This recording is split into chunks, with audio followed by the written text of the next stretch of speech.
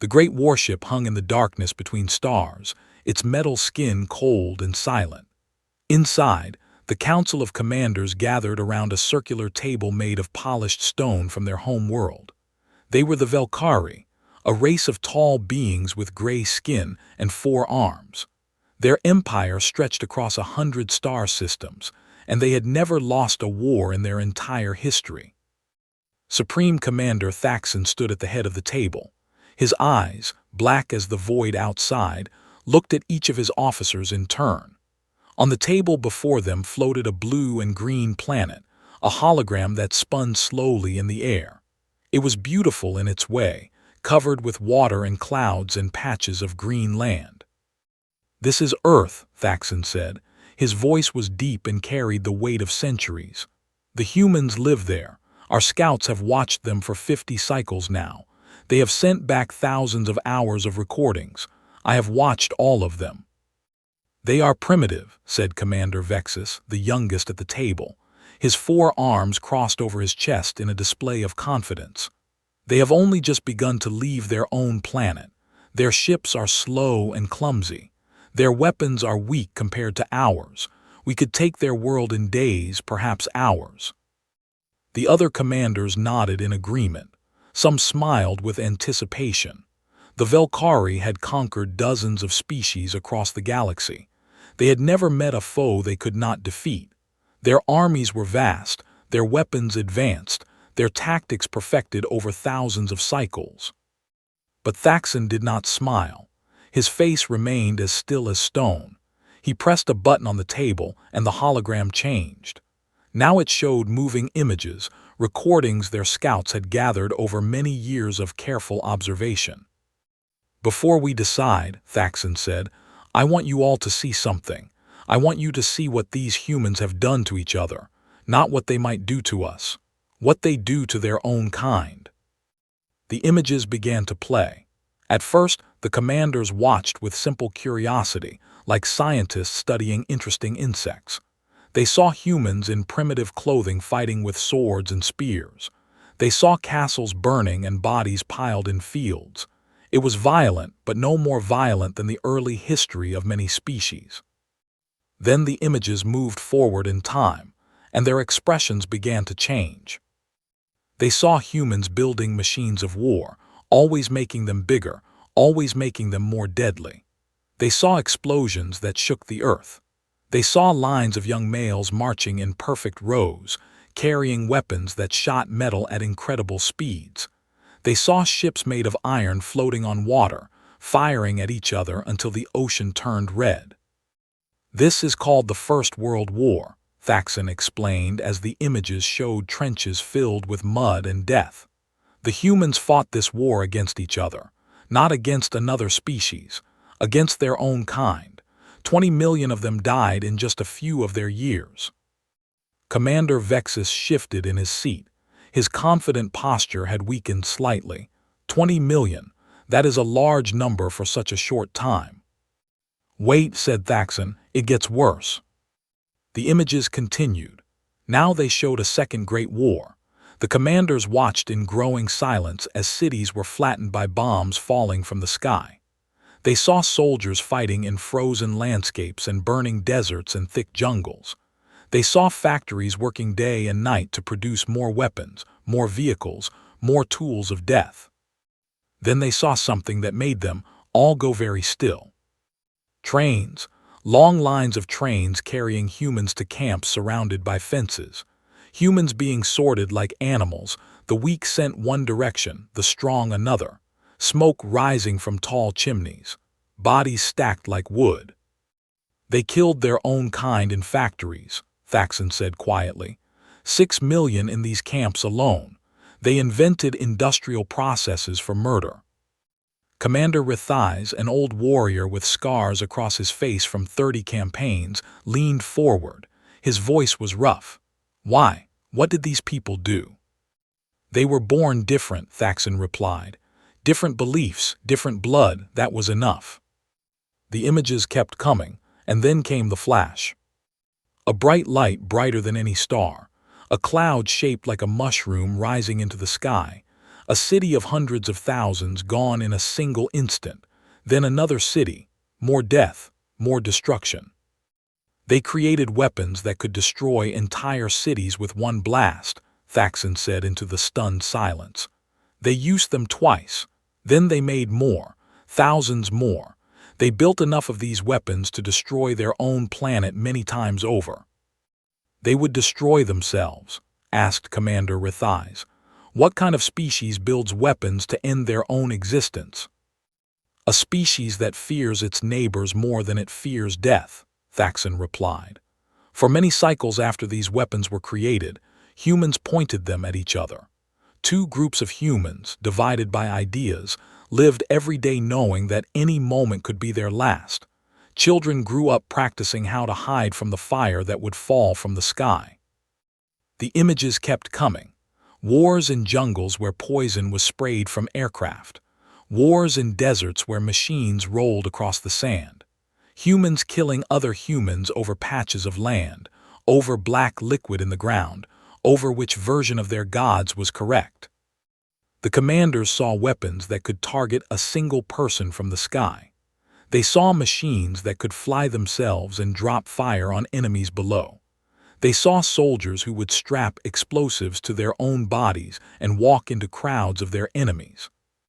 This is what they do to their own kind, Thaxon said, finally turning off the images.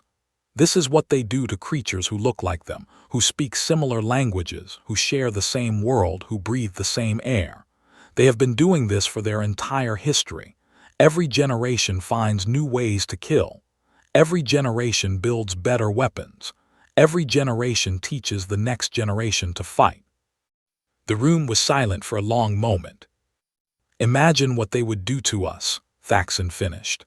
Imagine what they would do to creatures who looked nothing like them, who came from another world to take their home. Commander Vexus was no longer smiling. His 4 arms had uncrossed and now hung at his sides. But they are still primitive, he said, though his voice had lost its confidence. Their ships cannot reach other stars. They cannot threaten us. Not yet, said another commander, a female named Sithara. She had been silent until now, watching the images with an expression that was hard to read. But look at how fast they learn. Look at the pace of their development. She stood and walked to the hologram controls. She brought up a timeline showing human technological progress. 100 of their years ago, they rode animals and sailed wooden ships. They communicated by written messages carried by hand. Their fastest transportation was a train powered by burning coal. She moved the timeline forward. 50 years later, they had aircraft and machines that could send messages through the air. 20 years after that, they had weapons that could destroy cities and ships that could reach the edge of their atmosphere. She pointed at the current date on the timeline. Today, they have machines that can think. They have sent robots to other planets. They have satellites watching every inch of their world. In another 100 years, what will they have? Thaxon nodded slowly. This is my concern. We could invade Earth today. We would win. Our weapons are superior, our ships are faster, our soldiers are better trained, but we would not destroy all of them. Some would survive. They always survive. That is what they do. He brought up more images. Humans rebuilding cities that had been destroyed. Humans working in the ruins of their homes, their faces dirty but their eyes hard with determination. Humans who had lost everything standing up and starting again. They are like insects, Rithais said slowly, studying the images. You crush them and they keep coming. You burn their nests and they build new ones. Worse than insects, said Thaxon. Insects do not seek revenge. Humans do. Their history is full of it. They remember wrongs done to them for generations. They teach their children to hate. They wait years, decades, centuries if necessary, and then they strike back. They have stories and songs about revenge that they pass down through thousands of years. He turned off the hologram. The room fell into darkness, lit only by the distant stars outside the windows. If we invade Earth, Thaxon said, we will create an enemy that will never stop hunting us. We will give them a reason to unite. Right now, they fight each other. They weaken themselves with their constant wars and conflicts. But if we attack them, if we give them a common enemy, they will stop fighting each other and start fighting us. Every single one of them. You truly believe they could threaten the Empire? Vexus asked. There was doubt in his voice, but also fear. Not today, Thaxon admitted. Not tomorrow, perhaps not in 100 years, but in 1,000. These creatures went from throwing rocks to splitting atoms in the blink of a cosmic eye. They went from scratching drawings on cave walls to sending machines to other planets. What will they become when they have real enemies to focus on, when they stop wasting their energy fighting each other? The commanders sat in silence for a long time. Outside, the stars burned cold and eternal, indifferent to the decision being made in this room. Finally, old Rithai spoke. I have fought in 30 campaigns. I have seen species that were strong and species that were weak. I have seen species that surrendered at the first sign of our ships and species that fought until the last of their kind was dead. But I have never seen anything like these humans. He stood slowly, his old joints protesting the movement. They are not strong like we are strong. They do not have thick skin or sharp claws or powerful bodies, but they are something else. Something that does not stop, does not rest, does not accept defeat. They turn their weaknesses into strengths. They use their fear to drive them forward. They hate, and their hate makes them powerful. They love, and their love makes them sacrifice everything. They are like a disease, Sithara added. You cannot kill a disease with weapons. It only spreads. You cannot defeat an enemy that refuses to admit defeat. You cannot conquer a species that would rather die than surrender. Thaxon looked around the table at his commanders. These were beings who had conquered worlds, who had crushed armies, who had never known failure, and all of them looked afraid. I call for a vote, Thaxon announced. Do we invade Earth? One by one, each commander voted. Some took longer than others to decide. Some closed their eyes and thought of the images they had seen. Some looked at the distant star that warmed the human world and felt something they had never felt before in a council of war. When it was done, the decision was unanimous. We will not invade, Thaxon announced.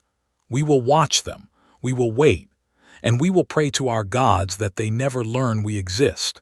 We will pray that they continue to fight each other and never turn their eyes to the stars in search of new enemies. The warship turned away from the blue planet and disappeared into the darkness between stars. The humans below never knew how close they had come to war. They continued their lives, fighting each other, building weapons, dreaming of the future, reaching for the stars with clumsy fingers.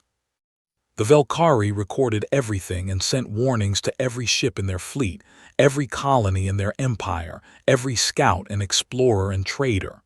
The warning was simple. Do not go to that small yellow sun. Do not let them see you. Do not make contact. Do not give them any reason to come looking for us. For 100 years the warning held, then 200, then 3. Generations of Velkari commanders studied the humans and added to the records. Each generation came to the same conclusion. These creatures were too dangerous to fight, too unpredictable to understand, too stubborn to defeat. But nothing lasts forever. Accidents happen, mistakes are made, and eventually someone would break the silence that had protected both species for so long. 300 cycles after the first vote, a young Velkari captain named Korath sat in the archives of the Imperial War Academy. His eyes ached from reading ancient records, but he could not stop. The humans fascinated him in a way he could not explain to his peers, who thought his obsession was strange and unhealthy. He had read about their wars, their weapons, their endless capacity for violence. He had seen the images that had frightened the original commanders so long ago. But he had also found something else in the records, something that the old commanders had mentioned but not fully explored. He found stories of humans saving each other. He found images of humans running into burning buildings to carry out strangers. He found records of humans diving into freezing water to rescue people they had never met. He found humans giving their own food to others who were starving, even when they themselves had little to eat. He found moments of incredible mercy in the middle of their worst wars. Soldiers who spared enemies who had surrendered, doctors who treated wounded prisoners, ordinary people who hid refugees in their homes, risking their own lives to protect strangers. They are contradictions, Korath muttered to himself, scrolling through more records. They can be monsters, but they can also be something else, something we did not expect. A voice behind him made him jump. "You are studying the humans." Korath turned to see an old female Velkari standing in the doorway. Her skin was wrinkled and gray with age, and she leaned heavily on a metal staff. But her eyes were sharp and bright, filled with an intelligence that time had not dimmed. "Admiral Sithara," Korath said, standing quickly. He recognized her from the old records.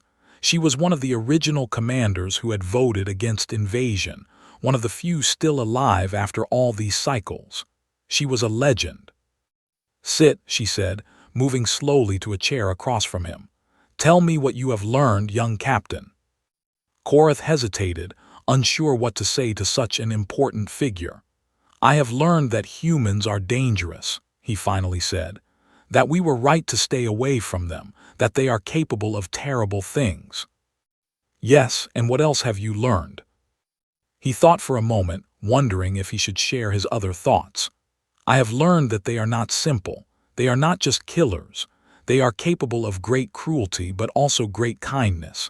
They will die for each other without hesitation. They will sacrifice everything for ideas, for beliefs, for people they love. They are more than what the old records say." Sithara smiled, but it was a sad smile, filled with the weight of centuries. "You have learned more than most, young one. Most of our people see only the violence. They do not look deeper." She settled into her chair with a soft groan.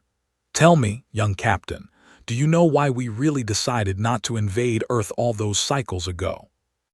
"Because humans are too dangerous," Korath answered. "Because they would unite against us, because they never give up, because they would hunt us forever."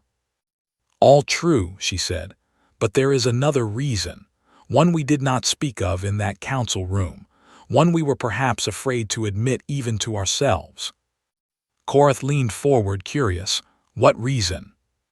Sithara was quiet for a long moment, her ancient eyes distant, looking at memories only she could see.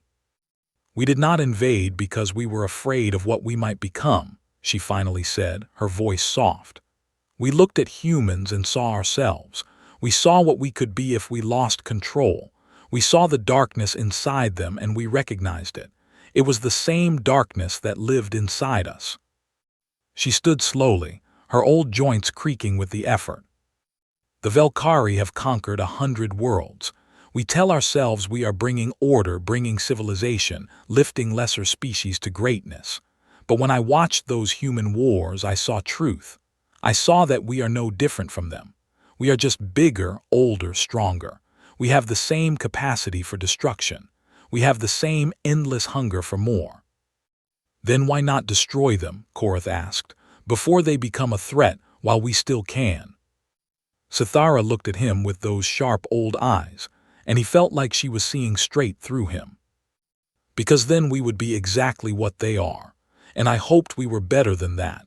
I hoped we could choose a different path.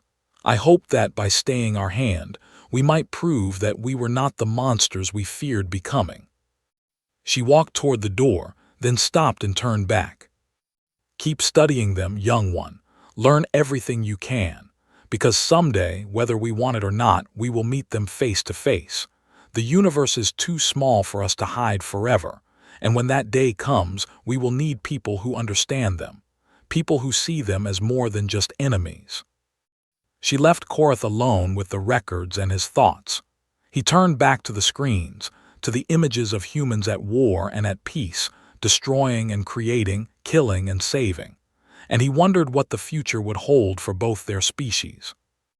The mistake that ended 300 cycles of silence was small and stupid, as most mistakes are.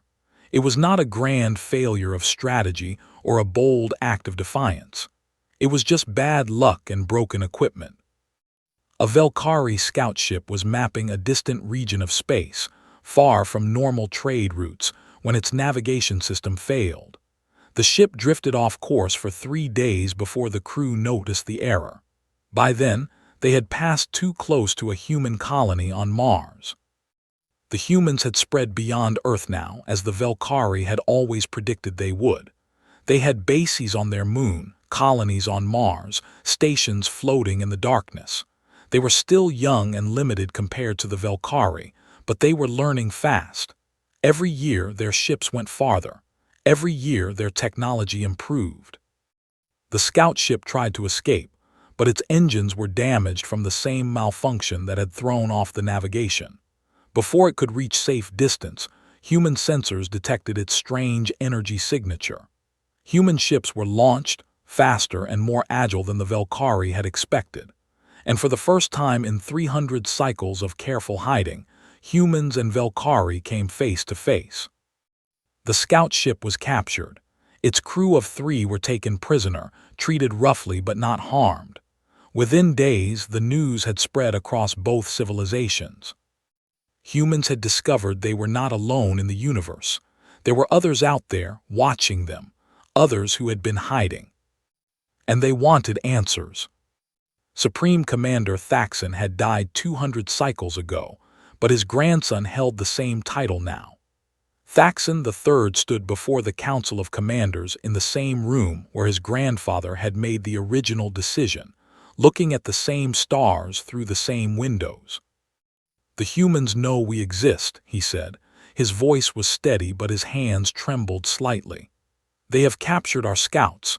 They have analyzed our technology. They are demanding contact. They want to know who we are, where we come from, and why we have been watching them." "Then we must destroy them now," said a young commander, his voice hot with urgency. "Before they can prepare, before they can build ships to reach us. Strike fast, strike hard, end the threat while we still can." "You have not read the archives," said an older voice. Admiral Korath, once a curious young captain, now led the Imperial fleet. His face was lined with age and responsibility, but his mind was as sharp as ever. "The humans have grown beyond what you imagine. They have ships now that can cross star systems. They have weapons that approach our own in power. A war would cost us dearly, perhaps more than we could afford." "Then what do we do?" the young commander demanded. "Wait for them to come to us." Korath stood and walked to the window. Outside, the stars burned as they always had, indifferent to the fears of mortals. "We talk to them," he said quietly. "We tell them the truth. We tell them why we stayed away for so long. We show them what we learned." "You would show them weakness. You would admit that we were afraid." Korath turned to face the council. "I would show them wisdom. I would show them that we studied them and chose not to be their enemies. The humans respect strength, yes, but they also respect honesty. They have learned in their long history of war and peace that some enemies are better as friends, that wars can end in ways other than total destruction." The council argued for hours. Some wanted war, believing it was inevitable anyway. Some wanted to run, to abandon the region and hope the humans would not follow. But in the end, Korath's voice carried the day. The Velkari would meet with humans. They would show them the archives, all 300 cycles of watching and recording. They would explain their fears and their reasoning. They would offer peace. And they would hope with all their hearts that the humans would accept. The meeting took place on a space station built specifically for this purpose, positioned in neutral space between Earth and Mars. Humans called it Unity Station, a name full of hope and intention. Korath led the Velkari delegation, accompanied by his best advisors and translators. Across the table sat a human woman with gray hair and steady eyes. Her name was Elena Chen, and she represented all of Earth and its colonies. The room was tense. Armed guards stood along the walls, both human and Velkari, watching each other with suspicious eyes. The air itself seemed to vibrate with the weight of history. "You watched us for 300 years, Elena said, her voice calm but hard. You saw everything we did, our wars, our crimes, our darkest moments. You watched us like specimens in a laboratory. Yes, Korath admitted, there was no point in denial. And you decided we were too dangerous to fight. You, with your great empire and your advanced technology, were afraid of us. Yes, Korath said again. Alina leaned back in her chair. Around her, human generals and admirals sat in absolute silence, listening to every word. I have read your files, Alina continued. Your people shared them freely when we asked. I know what your first commanders saw. I know what frightened them. I know why they voted against invasion. She paused and something shifted in her expression. Korath, who had spent his life studying humans, thought he saw sadness there, perhaps regret. You were right about us, Alina said, her voice softer now. We are everything you feared. We are killers. We are destroyers. We have done terrible things to each other, things that should never be forgiven, things that we ourselves can barely comprehend when we look back at them. She stood and walked to the window. Outside, Earth hung in the darkness, blue and green and beautiful, the home of all her people. But you saw something else too, she continued. Something your commanders wrote about but perhaps did not fully understand. We are also builders. We are dreamers. We take our pain and transform it into strength. We take our hatred and turn it into love. Not always, not perfectly, not even most of the time, but enough. Enough to keep going. Enough to become more than what we were. She turned back to face Korath, and her eyes were bright. You stayed away because you were afraid of what we might do to you. But I think you were also afraid of what we might teach you. Korath tilted his head, curious despite his caution. Teach us. How to feel everything. How to burn with passion and rage and hope and despair all at once. How to be broken completely and still keep going. How to fall into darkness and climb back toward the light. How to be human. The room was silent. Then slowly Korath stood. My mentor once told me, he said, that we did not invade Earth because we were afraid of becoming what you are. We saw our own darkness reflected in you and it frightened us. But I think she was wrong. I think we stayed away because we already knew we were like you. We just did not want to admit it. We wanted to believe we were better, more civilized, more controlled. But we are not. We are the same. He extended one of his 4 hands across the table. We have watched you for 300 cycles. Perhaps it is time we stopped watching and started learning. Perhaps it is time we became partners instead of observers. Perhaps together we can become something better than either of us alone. Alina looked at his hand for a long moment.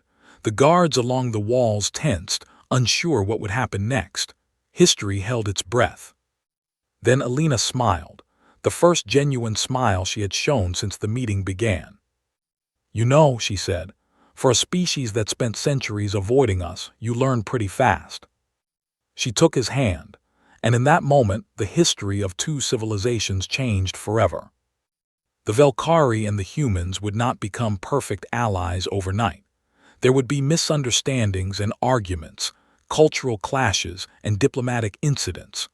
There would be moments when war seemed not only possible but inevitable. Trust would be hard to build after 300 years of suspicion on one side and discovery of deception on the other. But they would also build something new together, something neither could have created alone. They would share technology and art, stories and songs, dreams and fears. They would learn from each other, change each other, challenge each other to be better. And sometimes, late at night when sleep would not come, Admiral Korath would look at the old records from 300 cycles ago. He would watch the images of human wars and human kindness, destruction and creation, and he would think about what his mentor Sithara had said. We did not invade because we were afraid of what we might become. Now, working alongside humans, the Velkhari were becoming something new. Something that had the fire of humanity and the patience of the Velkhari. Something that had strength and wisdom, passion and control. The humans had a saying, what does not kill you makes you stronger. The Velkari had spent 300 cycles afraid that the humans would kill them. Now they were learning that working with humans might make them stronger than they had ever imagined possible. 10 cycles after first contact, the galaxy was changing in ways no one had predicted. Velkari and humans had built a dozen space stations together, each one a marvel of combined engineering. Trade flowed between their worlds, strange goods traveling in both directions. Scientists shared knowledge that neither species could have discovered alone. Children grew up learning each other's languages, playing games that mixed both cultures, forming friendships that would have seemed impossible to their grandparents. But not everyone was happy with this new order. Korath, now old and tired, received a message one morning that made his heart sink. A faction of young Velkari, calling themselves the Pure, had rejected the alliance with humans. They believed that human influence was corrupting their ancient culture, weakening their proud empire, diluting their racial heritage. They wanted war, a return to the old ways, conquest and domination. And they had stolen a weapons platform, one of the old ones from the Imperial arsenal, capable of destroying entire planets. They planned to strike Earth, Korath's aide reported, her voice shaking with fear. They believe that if they destroy the human home world, the alliance will collapse. They think humans will break without their birthplace, scatter and fade. Korath closed his eyes.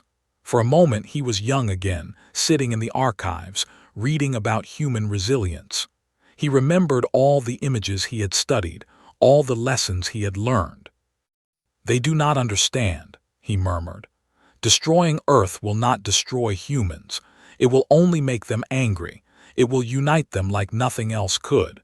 It will turn this into exactly the war we spent 300 cycles avoiding." He opened his eyes and straightened his aging body. "Contact Elena Chen. Tell her what is happening. Tell her everything. And tell her we need to work together to stop this before it is too late." The human response was faster than Korath expected. Within hours of his message, ships were launching from every human world. Not to attack the Velkari, not to prepare for war, but to help stop the Pure faction. Human vessels flew alongside Velkari cruisers, united against a common threat for the first time in history. Crews who had never worked together before coordinated their movements with surprising efficiency. The translators worked overtime, but somehow communication flowed. Elena Chen, now the leader of the United Human Council, spoke to both species in a broadcast that reached every world, every station, every ship in both civilizations. For 300 years, the Velkari watched us from the shadows. They saw our worst moments and decided we were too dangerous to fight. Today, some of their own people have decided to test that theory. They believe they can break us by destroying our home. They believe that humans need Earth to survive. Her voice hardened, becoming steel. "They are wrong. Earth is where we began, but it is not what we are. We are a people who have been broken 1,000 times and rebuilt ourselves 1,001. We have survived ice ages and plagues and wars that killed hundreds of millions. We have survived famines and disasters and our own stupidity. We have survived each other, which may be the hardest survival of all. We will survive this." She paused and her expression softened. "But we do not have to survive alone. Not anymore. Today, Velkari ships fly with ours. Today, we fight side by side, not as enemies but as partners. This is the future that beings like Admiral Korath imagined when they first reached out their hands in friendship. This is the future we choose." The broadcast ended. Across two civilizations, beings of different species looked at each other with new understanding. Some with hope, some with determination, all with a sense that something important was happening, something that would be remembered forever. And in his quarters aboard a Velkari warship, old Admiral Korath watched the broadcast and felt something he had not felt in a very long time. Hope. The battle for the weapons platform was brief but intense. The Pure faction had support from some elements of the Velkari military, making the assault complicated. Ships fought ships while soldiers boarded the platform itself. Human pilots flew with the reckless courage that the old records had described, taking risks that made Velkari commanders gasp. Velkari gunners provided precision targeting that complemented human aggression perfectly. Together, they were more effective than either would have been alone. The platform was disabled before it could fire. Its weapons went dark. Its engines went silent. The threat to Earth ended not with destruction but with surrender. The leaders of the Pure were captured and brought before a joint tribunal. Many of them were young, confused, afraid. They had been told that humans would destroy Velkari culture, that the Alliance was a form of surrender, that their species was losing its identity through contamination. Korath faced them in a cell on the captured platform. He looked at their young faces and saw fear and anger and shame. "You read the archives," he said. "You saw what humans are capable of. You used that knowledge to justify your actions." "We saw monsters," one of the young Velkari spat, defiance still burning in his eyes. "Monsters who would eventually destroy us. We tried to strike first. We tried to save our people." "Yes, you saw monsters. Monsters who just risked their lives to save your people from yourselves." Korath leaned closer. "Do you know why the humans fight so fiercely? It is not for conquest or glory or racial pride. It is because they have learned that there are things worth fighting for. Family, friends, the future, love." The young Velkari looked away, unable to meet his eyes. "I will not execute you," Korath continued. "That is what the old Velkari would have done. That is what monsters would do. Instead, I will send you to live among humans for 10 cycles. You will see who they really are, not through archives and records, but face to face. You will eat their food and learn their games and hear their stories. And then, perhaps, you will understand." Cycles passed. The Pure faction dissolved as its members returned from their time among humans, changed in ways they could barely describe. They found humans annoying and emotional and loud and stubborn. They also found them loyal and generous and creative and brave. One former Pure member, a young male named Veth, sent a message to Korath 10 cycles after his release. Korath read it alone in his quarters, tears forming in his old eyes. "You were right," the message said. "They are monsters, but they are also the best friends I have ever had. They accepted me when I did not deserve acceptance. They forgave me when I could not forgive myself. They taught me that the past does not have to determine the future. I understand now why you chose peace instead of war. I understand why the old commanders were wise to be afraid." Korath smiled and added the message to his personal archive, alongside all the other records he had gathered over his long life. Outside his window, a new generation of ships launched toward the stars. Human and Velkari crews worked side by side, exploring the unknown together. Young beings of both species laughed and argued and dreamed, forming bonds that would have been unthinkable to their ancestors. 300 cycles of fear had ended. A new age had begun. And somewhere in the records of the Imperial archives, the original warning still remained, preserved for historical purposes. "Do not go to that small yellow sun. Do not let them see you. Do not give them a reason to come looking for us." Someone had added a note below it, in Korath's own handwriting. "We gave them a reason. They came looking for us, and they taught us what it means to be truly strong. Strength is not about weapons or armies or conquest.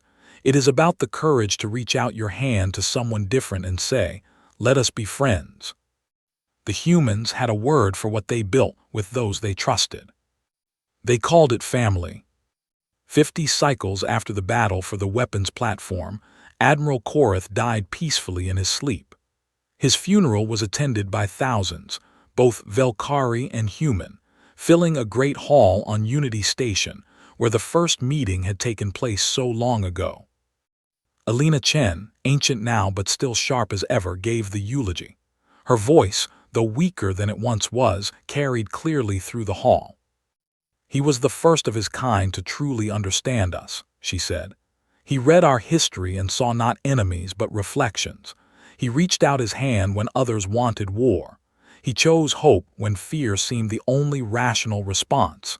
He changed two civilizations with his courage and his wisdom." She looked at the crowd, at the gray faces and the pink faces, at the beings who had once feared each other and now stood together in grief and gratitude. "There is a human saying, 'Know thy enemy.' Admiral Korath did more than that. He learned to know us, truly know us with all our flaws and all our potential, and in doing so he made us friends instead of enemies. That is a gift beyond measure." The ceremony ended. Ships of both species flew overhead in formation, a final salute to the being who had bridged two worlds.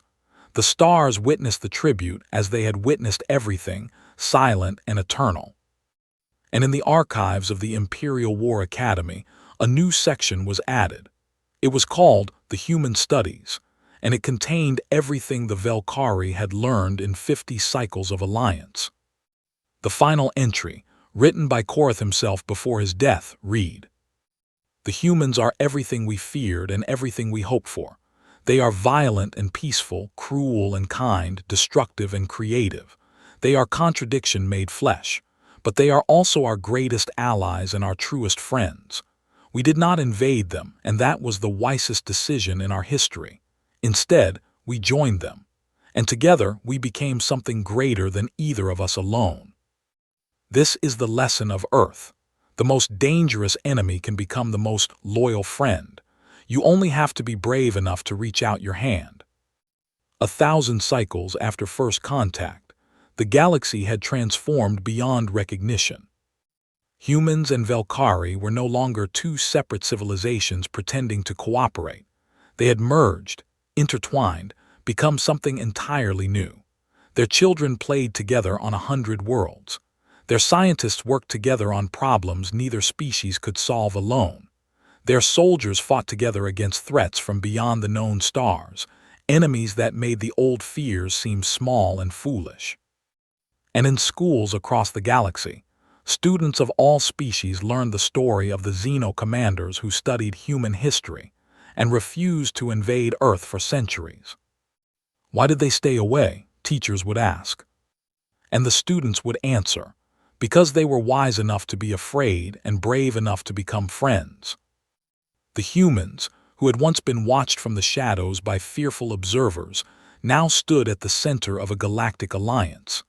They had brought their fire and their passion and their stubborn refusal to quit. They had made the galaxy brighter and louder and more chaotic and more wonderful than it had ever been before. And somewhere in the great beyond where souls go when bodies fail, Admiral Sithara and Admiral Korath and Alina Chen watched over the universe they had helped create. The choices they had made, the hands they had extended, the trust they had offered despite all their fears, had rippled outward across time and space. "Not bad," Alina said, her spirit bright with satisfaction. "Not bad for a species you were too scared to fight." Korath laughed, a sound that echoed through eternity. "Not bad at all," he agreed, "not bad at all." And the stars continued to burn, as they always had and always would, watching over a galaxy that had learned the most important lesson of all. The strongest weapon is not a bomb or a ship or an army. It is a hand extended in friendship. It is a voice saying, "Let us work together." It is the courage to see an enemy and choose to make them a friend. The humans had taught the galaxy this lesson with their blood and their tears and their unbreakable spirit. And the galaxy would never forget.